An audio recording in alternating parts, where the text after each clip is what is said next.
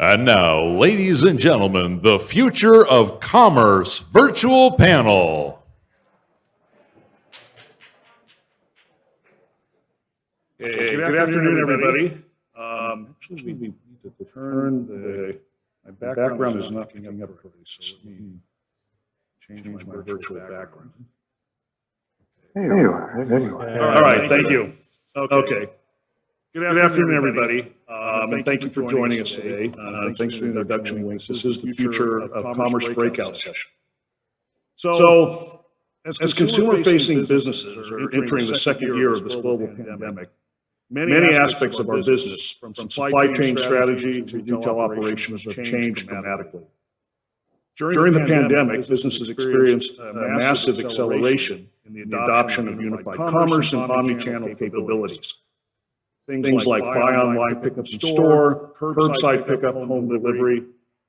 And to support these capabilities, we've seen a lot of growth in the use of dark stores, dark kitchens, we've seen in-store picking, expanded staging area for products.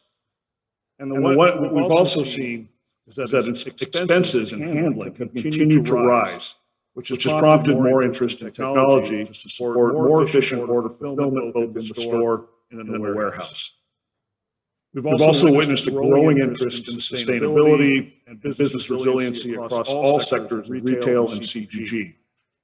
From managing through closures and pandemic-related restrictions to increase transparency around environmental impact, and now working through supply chain disruption and some of the acute labor challenges that our industry is facing.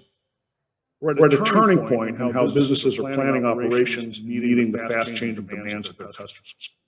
My name is Gary Sankary. I'm with Esri. We're one of the proud sponsors of this event. And I have with me a very distinguished panel of experts. And I think accumulated retail background in, I don't want to say because I'm embarrassing, but I'm at least half of the century. So my background, I was at Target for quite a while in a number of leadership positions there. And for the last 7 years have been evangelizing location technology and how we can use location analytics to improve operations and bring more efficiency into retail and supply chain operations supporting retailers. So what I'd like to do is allow the panelists to introduce themselves and pass the virtual mic over. And why don't I start with Brian Kilcourse? Well, thanks, Gary. I'm Brian Kilcourse. I'm one of the managing partners of RSR Research. And what we do is we study the use cases that drive technology adoption in retail. And we have a bias, and that bias is the difference between winners and everybody else is how strategically they view their information asset. This bias comes honestly. I've spent almost my entire adult life in and around retail, and the vast majority of that time in technology. It's embarrassing to say now, but I started working as a technologist in 1975 when all you had to do was express interest, and companies were willing to train you in those days. So I've been around for a long time. In 2007, we formed this company from a B2B media company that I was the CEO for. And I liked the research model so much that my partners and I bought the division out and we went solo. And that brings us to this very day. Thank you, Brian. We also have James Prewitt from Blue Yonder. James. Thanks, Gary. Jim Prewitt from Blue Yonder. I'm the Group Vice President for Retail Product Management. For those of you who aren't familiar with Blue Yonder, you may know the name JDA, which was the successor company for Blue Yonder. We are the largest end-to-end supply chain software company, addressing everything from manufacturing through to store shelf. My background, I've spent, same as Brian, my entire career in retail, working for Fortune 10 retailer in supply chain, consulting in the last 6 years in software. Thanks, Jim. We also have with us Laura Duke from Walmart. Laura? Sure. Yeah, thanks, Gary. I'm Laura Duke. I'm the Vice President of Omni Returns and Circular Commerce at Walmart. For those of you that aren't familiar with Walmart, I'm just kidding. I'm pretty sure you're familiar with Walmart. I'm responsible for the customer experience as well as innovation for all returns, replacements, and refunds. for both stores and e-commerce. I'm also responsible for the re-commerce revenue streams. So increasing asset recovery, reducing costs, and improving sustainability. And prior to Walmart, I've done supply chain and operations, as well as kind of technical program management and consulting at various companies, including HP, Accenture, Zazzle, and eBay. And I have my undergrad actually in industrial and systems engineering from none other than USC. And I have my MBA from UC Berkeley, but please don't hold that against me. And I'm super excited to be here. Thank you, Laura. And then finally, we have Greg Buzak, who's the president of the IHL group. Greg? Yeah, hey everybody, my name's Greg Buzak. I come to retail from the store side, from the technology side, but specifically from point of sale on out. So my experience is primarily on the IT side, what makes stores efficient. And as you can imagine, the change in the e-commerce and the impact on the store, that's where my expertise is and kind of where we're going to share some slides today. So Gary, you want me to go ahead and get started there? Yeah, since you mentioned it, sharing slides, why don't you go ahead and we're going to go ahead and set the discussion. Greg's company has done a ton of research, as he mentioned, and I think some of his findings will help us to frame the discussion for the rest of our time. So take it away, Greg. All right, super. So is this moving here? Let's see. No, the slideshow's not moving. So let me try this again here. Move the last one we're doing it. Yeah, I'm gonna try it again here. There we go. Okay, there you So go. look back to COVID, and we understand, you know, all the press and everything was about the e-commerce stuff, but the winners and the kind of things, particularly that Brian's company looks at, what drove the winners was not so much that their e-commerce grew as much as their stores changed to embrace e-commerce as a distribution channel. In fact, 93% of all the commerce for winners in 2020 came and was fulfilled through the store in some manner. The traditional store was only about 78% of the purchases where somebody would walk into that store. And I can tell you 2021, that's dropped to about 70%. So we even have a higher percentage of e-commerce items that are happening, but with the store being involved in that fulfillment of those items. The problem with that is customers, the retailers lose a tremendous amount of margin today because they've got added labor involved in these e-commerce for pickup or for delivery that comes from a store inventory. And we were at a conference here today, and it was interesting that most retailers are in denial. They only count the labor for the picking forward. They don't count all the labor that went involved at getting the product to the store in the first place. And thus some of the business model and the margins are upside down. So the average retailer is losing between 3 and 8 points of margin.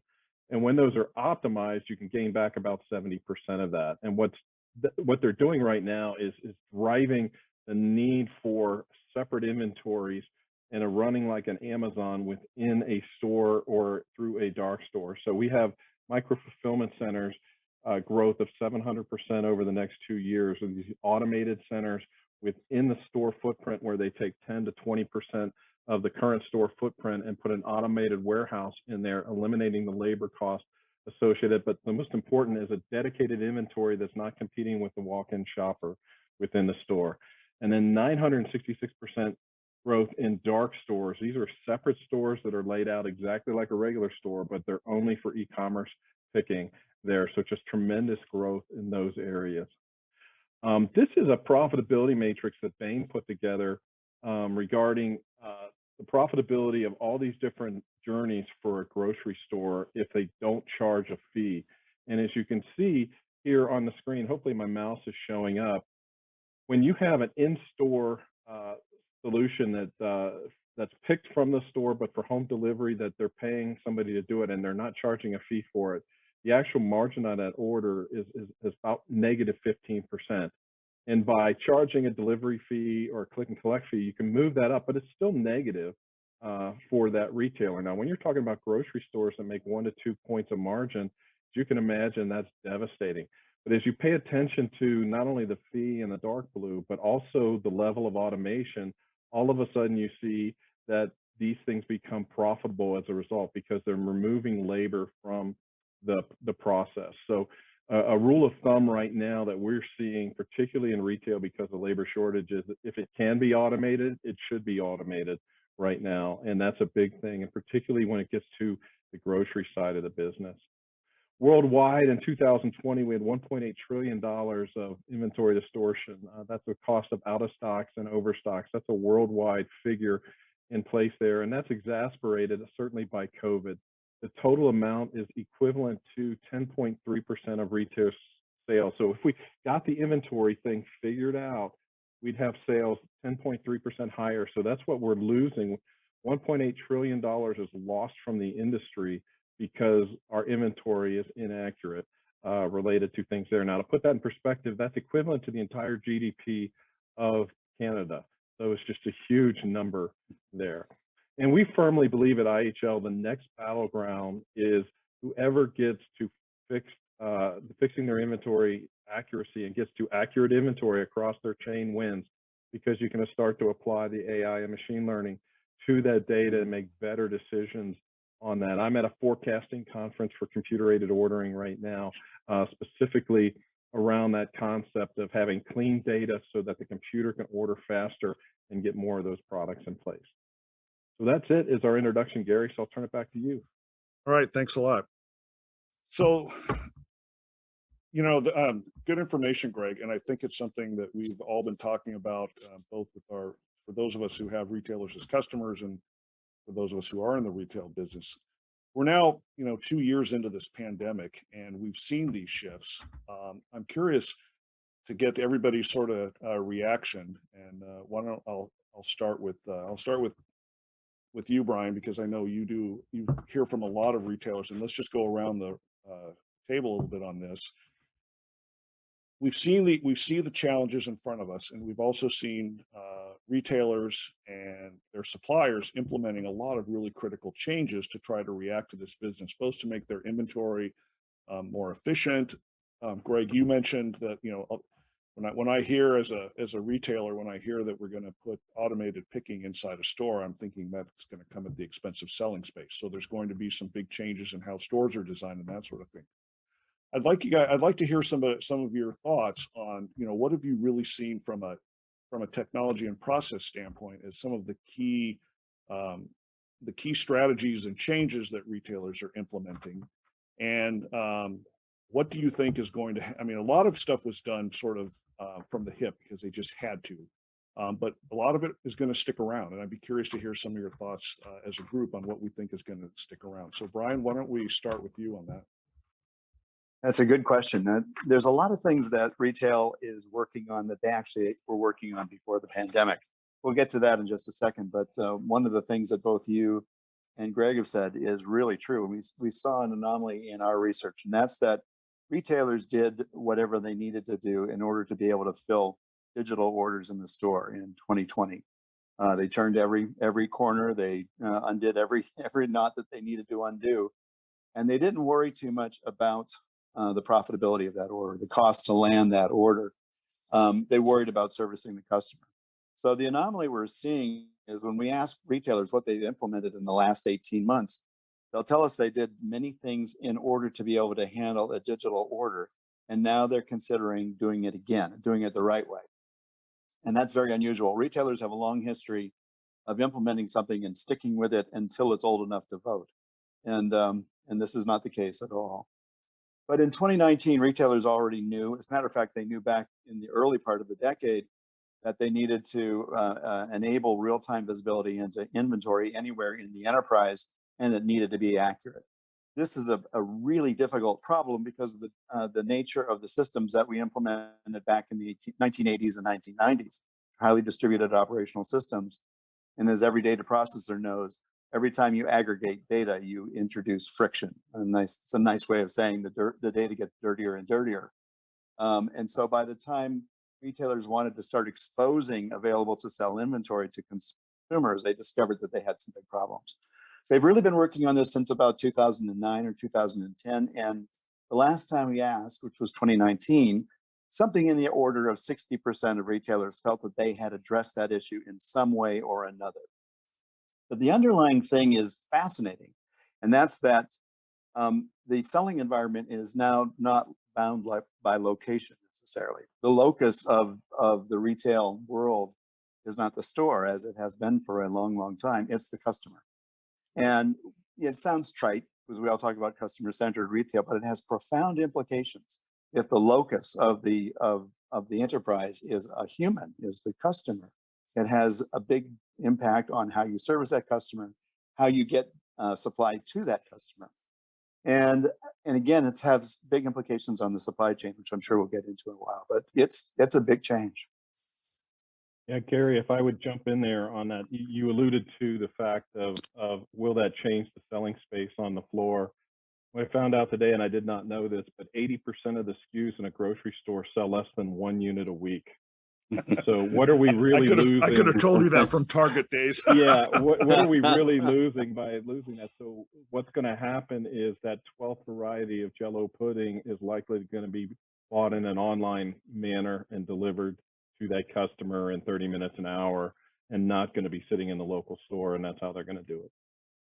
Yeah, Greg, I'd add on to that too. I think what you see in grocery right now is the focus on the horseshoe, right? The perimeter of the store, the focus on how do I differentiate myself? It's not center of store, it's grocery or fresh grocery. It's the deli, it's the food options that I provide. It's all of those things around the perimeter that are making really a huge difference.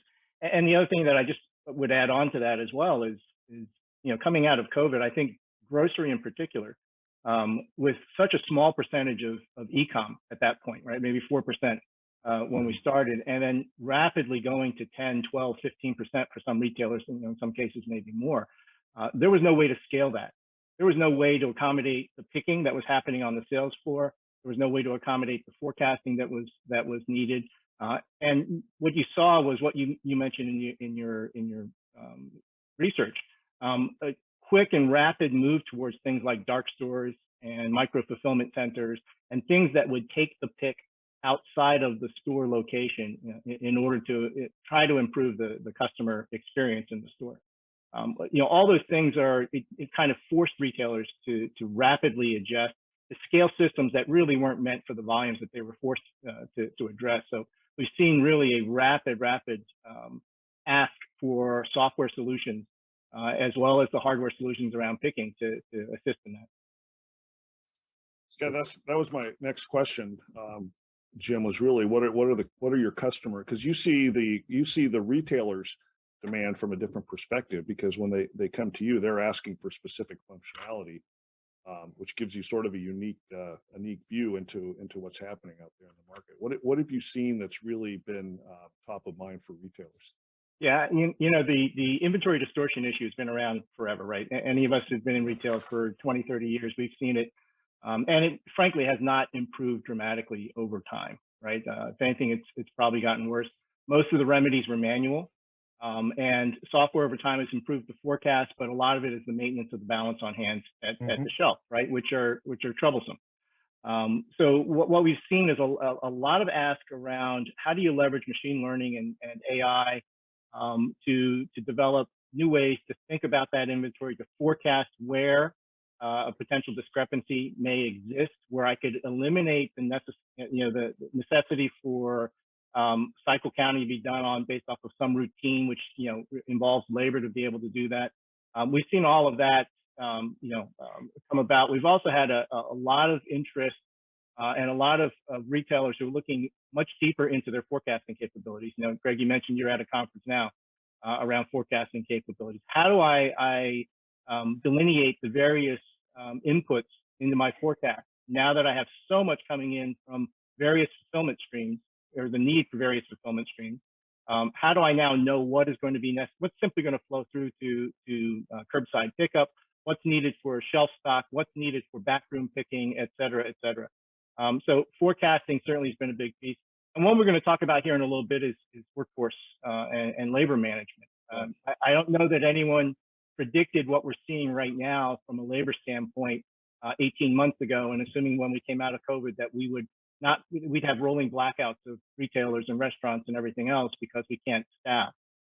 So that sparked a whole new set of asks and work that retailers are doing and looking to software to help them be able to manage. Let me change just a little bit, because something that that both Brian and Greg talked about was customer centricity, and and I would, my take on this has been that none of the capabilities that we're talking about that are new, and I when I read in the press about the new curbside pickup, all of this was in play. It just wasn't really well adopted. It took the customer demand to really force retailers. So it tells me, from a customer centric perspective, that understanding who your customer is really, really important. Being able to service them and give them the goods in the way that they want, which was sort of the original promise of omnichannel back in the day. Laura, I want to pick on you, because I know, we know that customers who engage across multiple channels in business are more valuable overall to an organization, at least from a loyalty and a lifetime perspective.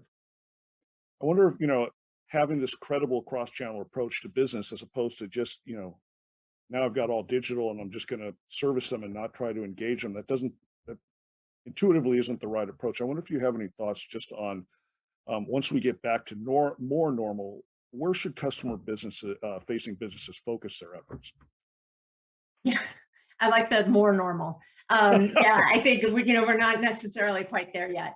So there's no doubt that the data shows that during COVID, commerce experienced an online shift, right? So and even as COVID risk declines, we've seen that kind of online shift be sustained.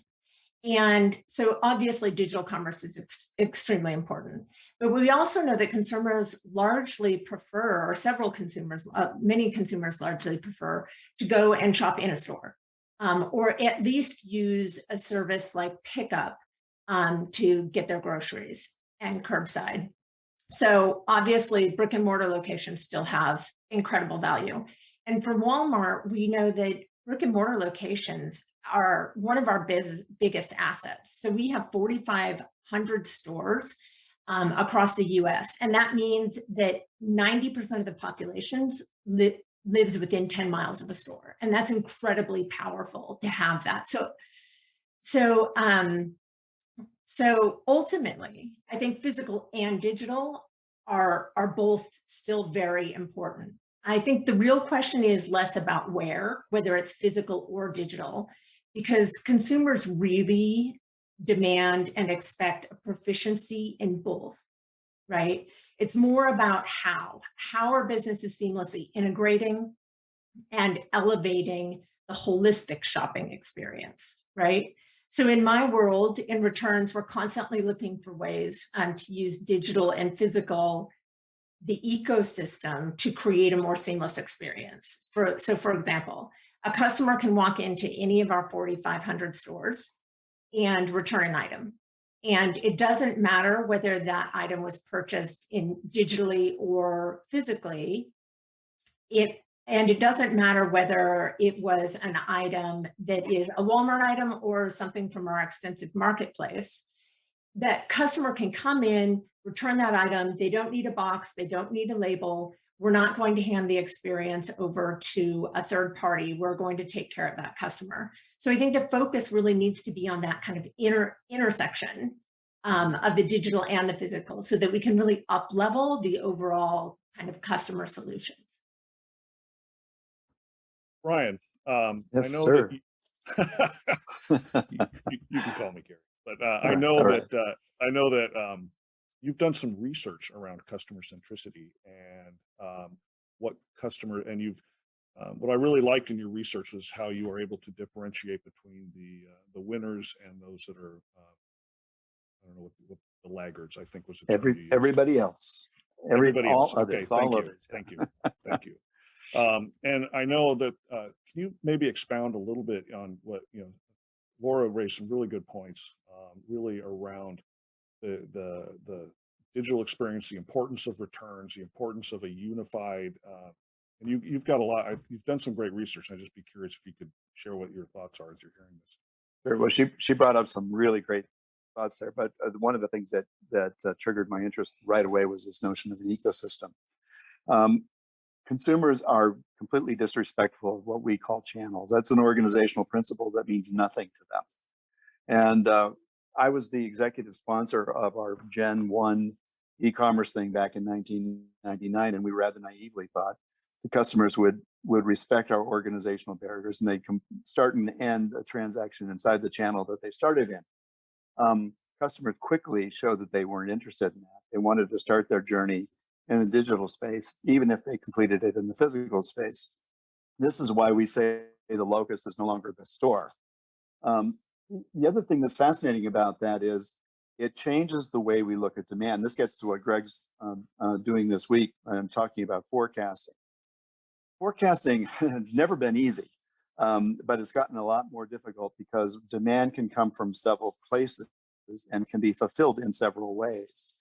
And you have to be able to distinguish these new signals. And that's a huge challenge for retailers because their demand forecasting was based around items selling through a store. It was all based on store SKU. And now we have demand coming from a number of ways. But what we see, and you mentioned winners versus others, one of the things that winners are very clear on is that the consumers want to be met in their space. They want to be met the way the consumers are demanding to be met. And that forcing them into a rigid model is not working for them. Average and Brian, underperformers. Yeah, really quickly, a couple of examples when you say their space. Well, for example, the obvious one is what happened in COVID. People wanted to start shopping their groceries online, even if they planned to pick it up at curbside. That's a real big example. Now, nobody would ever accuse a grocer of being the first out of the box to adopt anything new. And there's a bunch of reasons for that. One of them is their margins are brutal. But they learned very quickly that they needed to make these things happen. And they did it in whatever way they needed to do it, but it caused an explosion of labor costs and everything else. It caused them to over inventory the stores because they can't actually forecast, can't forecast demand in a good way. And they did all these things. They also know that they need to change. They need to correct all those anomalies that they created in 2020 to service the customer. But the important message here is that the customer is driving this interaction. It's not being dictated to them by a retailer. It's being dictated by the consumer, and the consumer wants to start their shopping journey in the digital space. I don't think they'll ever give that up. Matter of fact, I can't think of a single thing that a consumer has adopted that they said, "Oh, never mind. Let's go back to the old way." Sure. That having been said, shopping in a store is really important in a differentiating way. One of the things that retailers learned by 2019 is that the store had a future. And if you go back to all the things that companies like Greg's and our company were writing, they were talking about making the store a differentiated experience. It sounds a little trite now, but remember, grocers were talking about grocerants. Remember that?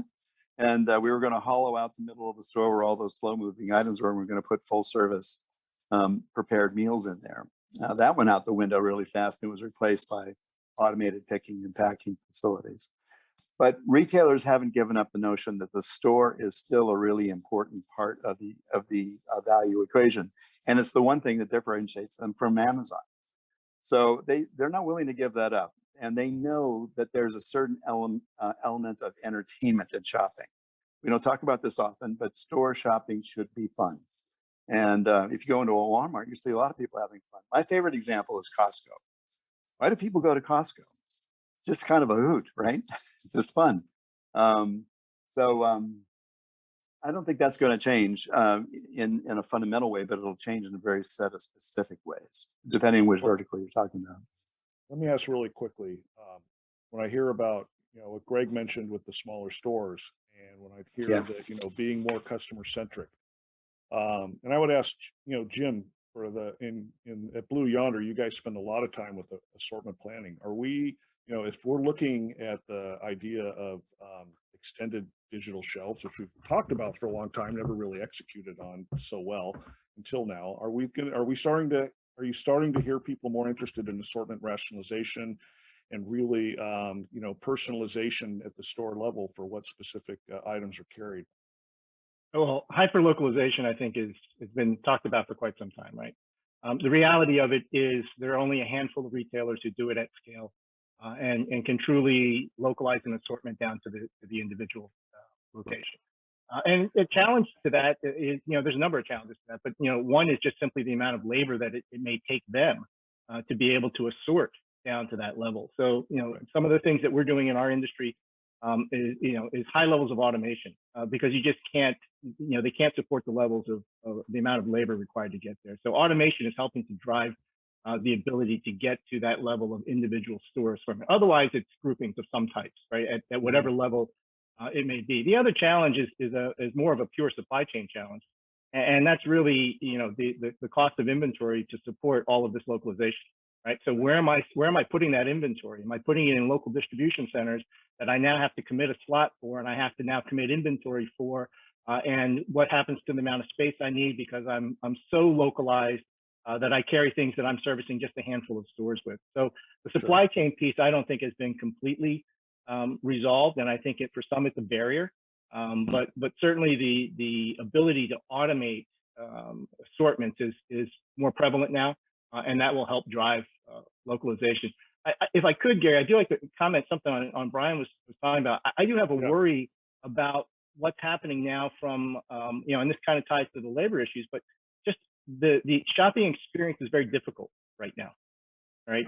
And what does that mean to the long term when somebody goes in and says, the line's too long, or you didn't have it in the store, or you weren't open when it was convenient for me because you didn't have the labor to do it.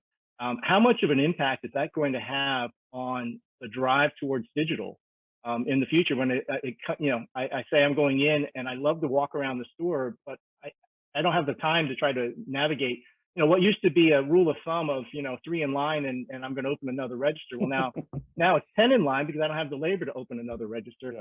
What does that what impact does that have long term to the shopping experience? It's something that I think we're, still to be seen.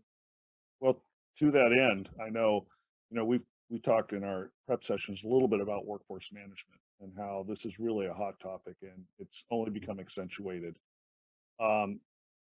Do you have a sense that this is a temporary blip, or we really need to be prepared for this long interval of labor issues? And what technology and strategy can we do to sort of mitigate some of that?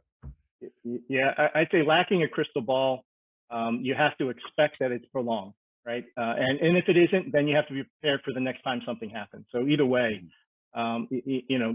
retailers are being more aggressive in how they manage it. And there's a few strategies that we've seen. Certainly the rolling blackout is a strategy, but it's not a great strategy, right? So we've seen a huge uptick in workforce management, scheduling, labor management tools. We schedule at Blue Yonder, we schedule 7 billion associate schedules every week. So we're one of the largest labor scheduling tools, and it's a booming business because people are looking for some way to find efficiency, and especially where they have enough labor and a lot of departments, a very complex working environment. They want to understand how better to assign people so that they can optimize the experience for the customer. The other thing that we're seeing is a pretty big uptick in the number of contingent worker agencies, pools, if you will, that are out there, and us being able to connect software to those pools to be able to fill shifts that the schedules just don't have enough people in the store to be able to fill. So we're seeing that really become prevalent, not just in the retail location, but we see it for a warehouse, we see it for 3PL, hospitality, all the areas that we service from a scheduling standpoint. Interesting. And I know we've seen, at least in the news, some of the retailers, I know Walmart included, has changed how they've approached their store teams with more full-time positions, more benefited positions to improve retention and attract people into a career in retail. I'd be curious to see how over time this plays out, but I definitely think this is another opportunity, Brian, for a study between the haves and the have-nots, I think, on how they're dealing with it. As a matter of fact, we've got one on the books for 2022. So thank you for that. Just a Preston thing. Anybody else? Any other comments on that? Well, Gary, just real quick, I will say that Walmart, we do the scheduling for Walmart, right? 1.8 million employees worldwide, 1.2 million in the U.S. And what they're doing from a building of teams and the way they're addressing this is probably the most progressive we're seeing right now in the retail industry. They really have a solid plan on how to address the issues. And they, while they're feeling it, I don't know that they feel it, and Laura can certainly comment on this. I don't know if they feel it as bad as some other retailers that we're seeing out there. There was a comment in the news yesterday by a retail executive that said this is the worst labor market since World War II. Think about that. Yeah. It's also an opportunity, though. We got to give Laura a chance to talk on this because you brought her up, Jim. But let's just look at a grocery store for a second, because it's kind of a worst case scenario. The labor department issues statistics on this, and the last time I looked, the labor department said that about 45% of the store labor spend was on checkout lanes. Now, let's just ignore the fact that there's a bagging function that has to occur for groceries for just a moment. That labor dollar has to be redirected towards value-adding services like servicing a customer at the curbside, something along those lines, and that causes a net increase in spend on labor, or pulling labor away from the checkout stand. The problem with that is that those people weren't trained to service the customer directly. They were trained to work the point of sale register and check people out. So there's a challenge and an opportunity. When you think about what's going on in today's world, what really has to happen in order for a checkout to be achieved? Now we have to add the bagging piece back in, right? We have to put that bag in. But do you really need this kind of static, old-fashioned function in order for somebody to pay for their goods? There's other ways to do this. And so I see this as both a challenge, a process challenge, and a technology opportunity. So let me pull back. I'm going to change topics because we're actually this is a great discussion. But from this is the future of commerce. What I'm hearing, and certainly is being reinforced, is that we're seeing a lot more innovation technology into scheduling processes, into using machine learning to, and I hopeful this meets the employees' demands. One of the knocks on retail for as long as I've been in it is not consistent schedules. I can't handle healthcare. I can't go to school because I never know when I'm going to work. I don't know when I can take, all of these things we can start to alleviate some of this with some of the tools and technology that companies like Yonder are bringing forward. If I'm reading this correctly, Jim. Let me switch gears a little bit because I want to talk a lot about sustainability and have us have a discussion at that. For this, I'm going to call on Laura. We know that Walmart's done some amazing things on the sustainability side, especially moving towards zero waste stores and some of the energy focus in their stores. I wonder if you can just kind of talk a little bit about going forward. A couple things. First of all, is companies are now understanding, they're trying to do the right thing, and their customers are demanding it. I'm just wondering, from your perspective, Laura, how do you see, how have you been involved in this, and what do you see as some of these from a sustainability and resiliency standpoint? Yeah, absolutely. Thanks, Gary. And I would love to talk about sustainability. Gary knows that this is one of the topics I'm incredibly passionate about. And that's because sustainability, it's a significant and yet really underrepresented issue in supply chain still. And that increase in digital commerce that we were talking about earlier, and that shift, it's also been accompanied by this push for increasingly faster and faster delivery for shrinking basket sizes. And that has really serious implications on landfill and carbon emissions. So in the US last year, 5 billion pounds of returns ended up in landfills, and 10 billion cardboard boxes were broken down by consumers. And that's not even the biggest challenge that we have from an environmental standpoint, because each one of those boxes had to be individually, delivered to your doorstep, right? So our CEO, Doug McMillon, has said that Walmart really aspires to be a regenerative company. And that means we're helping to renew people and planet through our business. And in my world, that really means focusing our efforts on reducing waste and building momentum around resale, right? We're asking some really tough questions of ourselves. How can we improve the products and the information that we provide to customers so that they get what they want the first time and they don't have to return, right? We're asking, how can we reuse? How can we refurbish? How can we resell? And then how can we minimize transportation? So in our 2021 ESG report, we showed that we diverted 82% of our waste from landfills. And we saw a 19% decrease in carbon intensity per revenue. But we know there's still so much more work to do. So this is something that we keep at Walmart at the forefront of all of our business decisions. But what I would say is, and this is where everybody online today comes in, is that we can't change this. This isn't a one company problem. This isn't a handful of company problems. This is something that we need all businesses to look at this together. And we need to make sure this isn't just a handful of people that happen to have the word sustainability in their title, right? This has to be something that is core to decision making in your business, and all the way from sourcing of materials and product manufacture to supply chain and transportation, and as well as to like re-commerce and end of life. So it has to be central to everything. And more importantly, I'd say I appeal to everybody as a consumer to make sure that sustainability is central to your choices of the products you buy, the companies you support, and the overall way you shop, because that's the only way we're going to get this done. So, and if you can't answer, I totally understand, but I'm curious, with the number of employees at Walmart, the frontline employees at Walmart, how have you been able to engage them in this? Because this is a bit of a shift to be, and engage them in this idea that the everyday actions that they do in the store have an impact from a sustainability environmental perspective. Right. And I think, we've been working. So one of the ways we've done it is have it become an overall company initiative, to have Doug McMillan get out there, talk about it, and tell everybody that this has to be, it's all of us.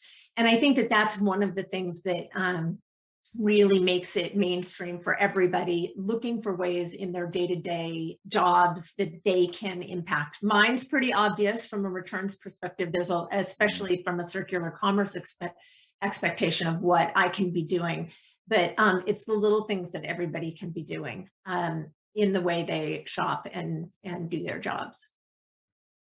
And I can tell you, to take a panelist seat for a second, at Esri, we spend a lot of time in the sustainability space, not just in retail, but across all of the industries and government agencies that we serve. And I can tell, I've only been there for 7 years, but I can tell you I have seen in that short time a dramatic shift from business and commercial businesses who were very interested in, to your point, Laura, not just putting sustainability in a title and saying, hey, we're green now, but actually creating the metrics and creating the measurements to be able to report. And at least part of it is, coming from demand from their consumers who are, there is a growing number of consumers who are concerned about the products they buy. Where do they come from? What is the carbon footprint associated with those? But also understanding that it's good business. It's good business from an expense standpoint. It's good business from an efficiency standpoint. And, this is where, from a geospatial perspective, how we're moving stuff around and how we can do this efficiently. And, whether it's truckload routing or whether it's more efficient routing or whether it's, now it's in a disrupted environment, it's really hard because right now it's just get the stuff here. We're in a crisis mode, but we're still finding that, they still want to know that the way that they're doing it and the modes that they're using are actually, they're do no harm, I guess, would be really what we're hearing from business partners. Yeah. Any other comments on that from the panel? Yeah, I'll mention a couple of things. First of all, you're right on. The consumer is driving a lot of this dialogue. We see it in two results. One of the things, a renewed interest in product lifecycle management solution sets, because retailers are starting to understand that consumers care about how merchandise that they buy was sourced. That's a big deal. The other thing we're seeing is pressure on the last mile of the supply chain. Consumers are demanding something more efficient than what they've experienced so far. And by the way, Laura, you talked about billions of boxes being broken down by the consumers. That's just me. So that's something I do every week in the garage. But the other thing that's really important, it gets back to forecasting, what we were talking about as it relates to localization. Put the inventory where it's most likely to be sold, so it doesn't move around as much.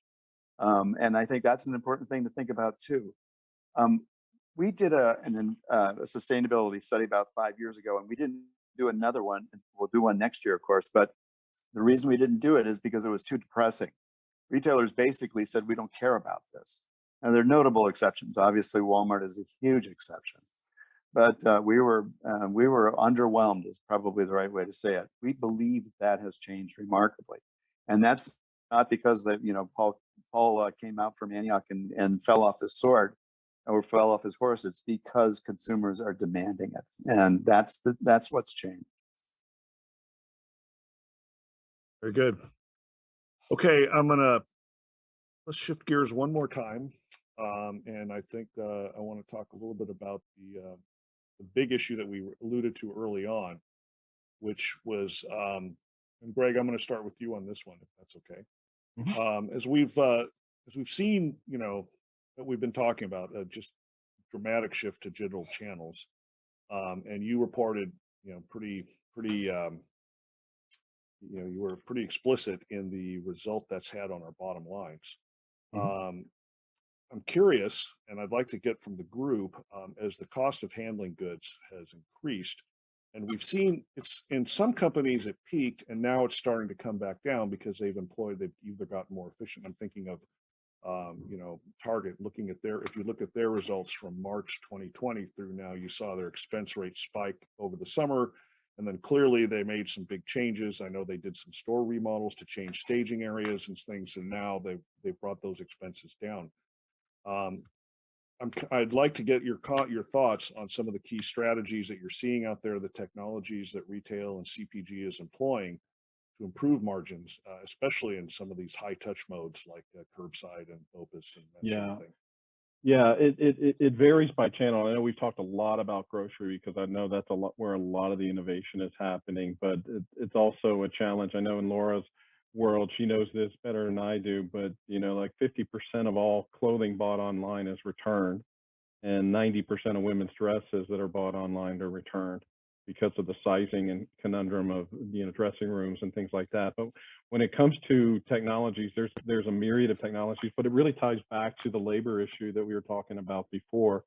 The smart retailers right now are saying, where does my using labor add value to the customer and add value to the equation there? Is that just getting products to the shelves rather than checking people out? And I think Walmart is doing that by rolling out more self-checkout and using scan and go and things like that. Target has looked at it and said, you know what, that local delivery or delivery from the store, we don't have enough people in the store to completely fulfill that. So we're going to offset that and move that outside of the store to the third party. That might be Shipt, it might be UPS, it might be FedEx, et cetera. But we don't want our store employees making that decision because that can be optimized still outside. So it's still store inventory and doing that. I think one of the areas where we're seeing rapid adoption is this whole area of the automated piece of the store for the online fulfillment, so that you do not have the competition for the Instacart shopper in the line. One of the things that's come out repeatedly in this conference that I'm at is how frustrated shoppers are when they go to a grocery store. When they get to the checkout line, they're behind the Instacart shopper who's trying to check out some, 4 orders for delivery through the regular checkout line. So the ability to move all of that stuff out of the way to create things like scan and go. What Sam's scan and go is the greatest thing since sliced bread, in my opinion. I would love to see it at Walmart where I don't have to stand in line at the self-checkout because out of all the things that Walmart Plus has to offer, that's the one thing that would drive me to be a customer of Walmart Plus is that functionality. So there's all these things in terms of how do you take the friction out of the process for the consumer with at the same time reducing the labor and things that are involved there? How do you use the things, like self-checkout, or excuse me, shelf labels, electronic shelf labels, a 25-year-old technology that's an overnight success, 843% growth. Why? Because I want to be able to dynamically price there, but there's been pushbacks for the unions up to this point in time. So that's another one of these technologies where now all of a sudden the barriers are gone and it's rolling out like crazy.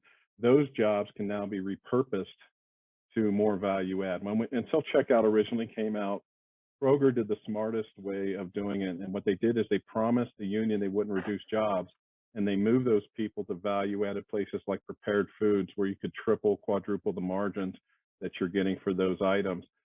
And thus reducing the labor. But at the same time, it allowed them to be profitable on a $9 transaction at a grocery store rather than an $18 transaction. So those are the smart things. The smart things that the leading retailers are doing is they're looking for all of those ways they can apply technology to increase the efficiency and lower the losses and margins and all those things. And so they can apply their scarce labor where it can add the most value. Jim, I would ask you as well, because your company, and I know what some of the things that you talk about are right on the front line of this. Yeah, I would agree with Greg. I think it's, trying to find efficiency and automation wherever you can. We started down the path of edge technologies and leveraging IoT, 3-4 years ago. And at that point, it was thought leadership as opposed to an actual sellable, in demand kind of thing. I think retailers were exploring, but not willing to buy. To Greg's point, things like electronic shelf labels, we're seeing just tremendous growth, dynamic pricing capabilities. We see incredible growth. And then if you think about other edge and IoT-based technologies where you can leverage shelf edge cameras, or you could even leverage the cameras you use for loss prevention in the store to manage certain stocking activities or availability activities, or sensors in the coolers to manage temperature control. All of those kinds of things are pieces now that we're talking to retailers every day about, the things that they're very much interested in to find any way to gain efficiency, to mitigate partly the labor shortage, but also to improve the efficiency and improve their margins. Brian, I know you're I can see you're chomping a little bit. Well, Greg's right on. It's all about increasing efficiency so you can afford those things that are going to cause you to be different in a positive way. It really comes down to a P&L. I have yet to meet a retailer who wants to increase their labor ratio to sales because the customers are demanding greater service. So it comes down to a real number. Let's just say that number is 12% of sales. That would be a pretty well stocked store in terms of employees. And now we have to redirect some portion of that labor towards things that customers are demanding. You have to find the efficiency someplace else just to maintain status quo, just to stay level. But winning retailers, Walmart's a great example, Target's another one, Kroger is another one. They're not standing still. They're finding ways to essentially to leverage those labor dollars in ways that increase sales and profitability. If I were to blur all the details and just come up with an overarching statement, it's simply that retailers can no longer afford to be sloppy with the pennies. They have to watch them, because what they have to do then is redirect those pennies towards things that customers actually care about. The funny thing about customer caring is that what might seem exceptional this year is an expectation met. A perfect example is curbside. Nobody was talking about curbside in 2018. And now it's an expectation. Consumers are funny about giving up advantages that they've gained. I remember these discussions in 2009 and 10 when people were saying, well, now that the recession is starting to ease off a little bit, are they going to give up searching on the iPhone for their next purchase? The answer is no. They don't give that stuff up. And retailers need to expect that they won't. They'll actually find new ways to interact with the customer, with the retailer. So they need to be expecting that. So I just want to, I'm curious to get everybody's thoughts. When I, if I was to talk to a retailer today and they ask about, how do we make our store, make the processes in the stores, it's always occurred to me, and I think this is what Target did early in the pandemic. They attempted to scale curbside by having, store team members walk through the stores with a cart and fill orders. And, that really is not efficient. Greg, I'm sure you're shaking your head. That's not going to work. It just isn't going to scale. But it feels like they need, where do they turn the corners when they started really to think of their stores, at least from the fulfillment standpoint, more like a fulfillment center as opposed to a store, and creating, technologies where they can stack their orders. So we're not, you only have to send the pickers through the aisle once and fulfilling multiple orders and that sort of thing. Expanding some of their staging areas and creating temperature controlled staging areas for grocery, especially. So when customers are making purchases, they don't, they can pick it up at their time and not have to, we can start to move away from either scheduling or, come right now, it's ready, or, we're going to put it all back, that kind of stuff. Is that the right way if you're a retailer to think about this? I think so. I think when you're trying to fulfill from all these different channels, and the customer once again doesn't care what channel it is, their technologies like RFID and computer vision become all the more critical.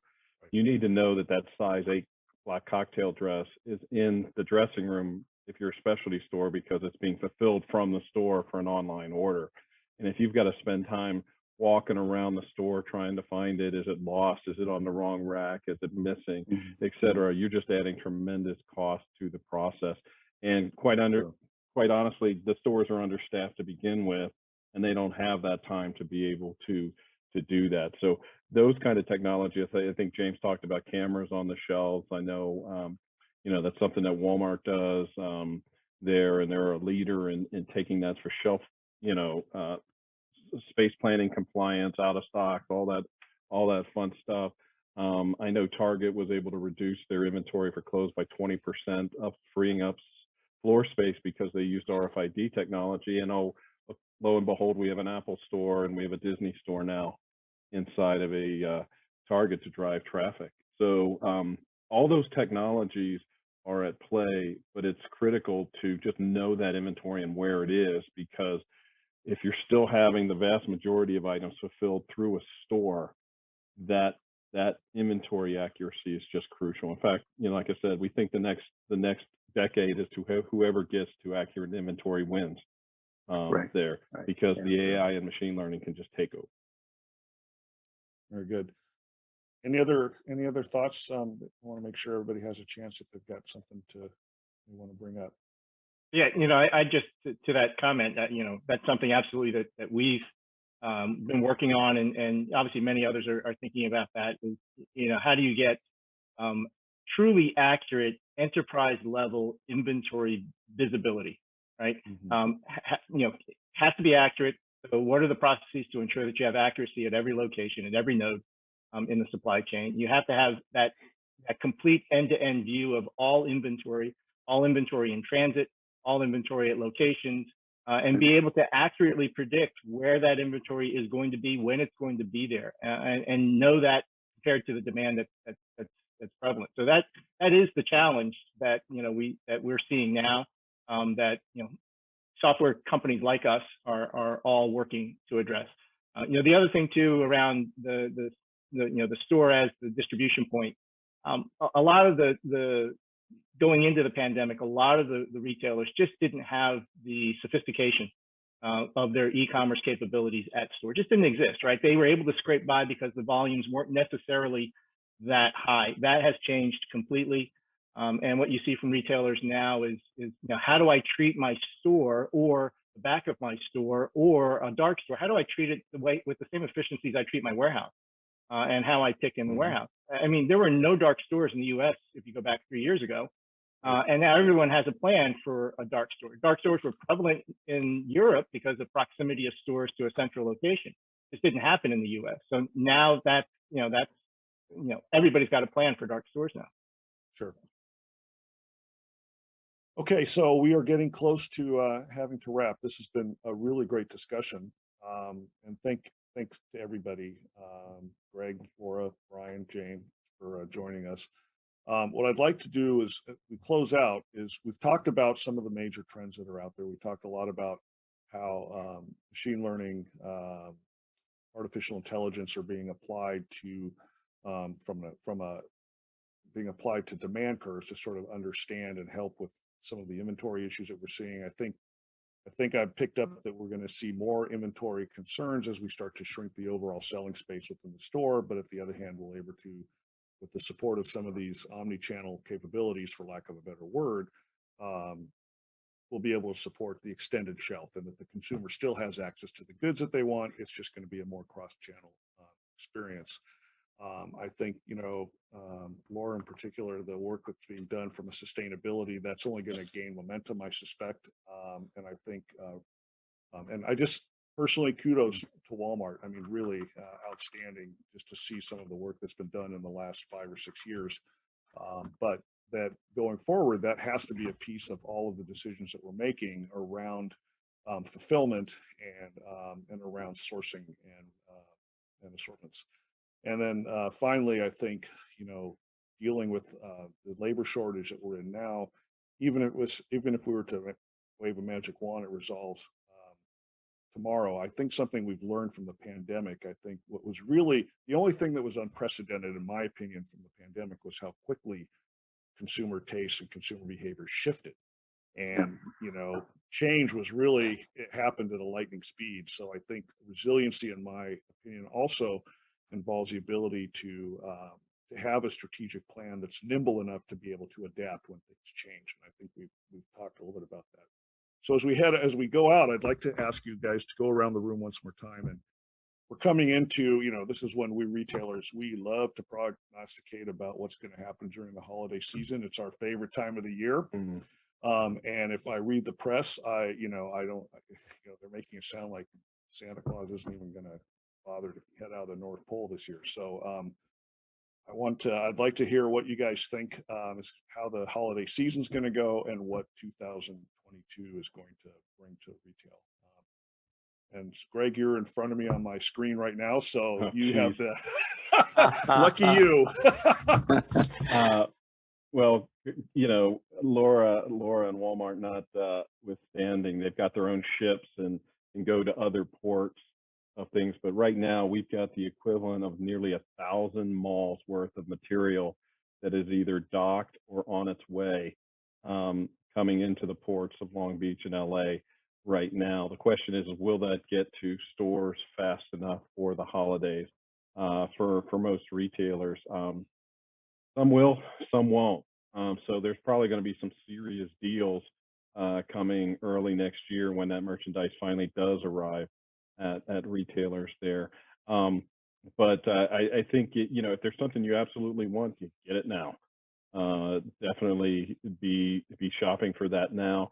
Do online stuff, join those membership programs. I know Walmart Plus just announced you get first dibs at the online things. If you're part of Walmart Plus, Best Buy did the exact same thing for those technologies. So yeah, I think there's going to be there, but I think it's still going to be limited supply for the the hard to get items for things. But there'll be some deals after the holidays as well. I think you're going to see retail sales in January because of gift cards be considerably higher as a result of these supply chain challenges.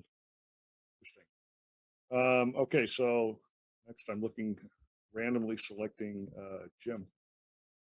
Yeah, I think probably more than any year I can remember, the supply chain actually dictates how successful the Christmas season will be. Right, all the challenges that profound. all the challenges that everyone's experiencing with getting product to their locations. There's going to be some retailers who have the means who are going to probably do okay, and many who will not because they don't have the means for that. And then you've got the third-party logistics providers who are going to dictate the pace at which you buy things based off of when you can get it, right? More so than ever. I mean, we've always heard you got to order or the last delivery is 2 days before Christmas, 3 days before Christmas, 4 days. Well, now maybe it's 2 weeks before Christmas. So I think the supply chain really is weighing in a real way on how Christmas will go for retailers. Okay, Brian, I'm going to save Laura for the last because she is on the front line. Brian? Well, I knew that this, I'll talk fast. I think that's what you're about to say. Right. And it takes me 25 minutes to say good morning. But I knew that the supply chain was going to be an issue when my 12-year-old granddaughter asked me why the supply chain was so screwed up. I thought, oh my God, they're not supposed to know about this stuff. But she does. I think it's more complex than just simply ships not getting into port. I think, for example, that retailers were expecting what was called revenge buying. You have to go back about 8 months to see this, and there's a tendency to over order. So orders into the Far East, for example, are way up.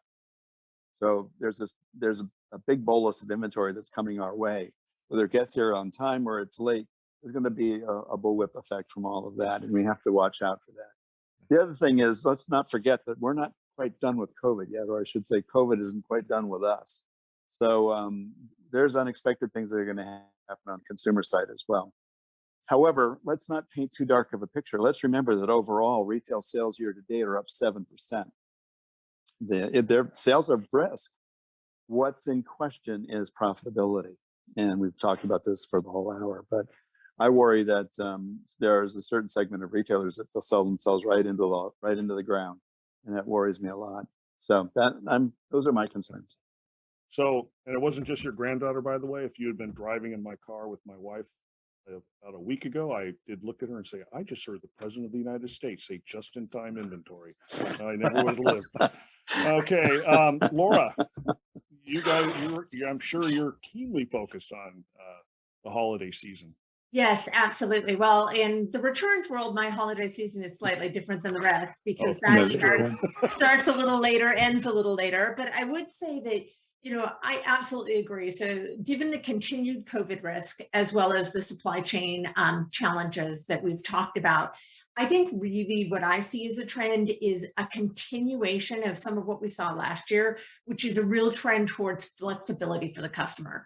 So I know, Greg already mentioned things like Walmart Plus, things like that. Retailers are using ways, they're going to find ways to sell. They're going to find ways to try to get at least what they have to their best customers and get their items out there. So I think we're going to be seeing more flexibility like last year, and ways to get the consumers to shop, to increase digital, and continue those trends.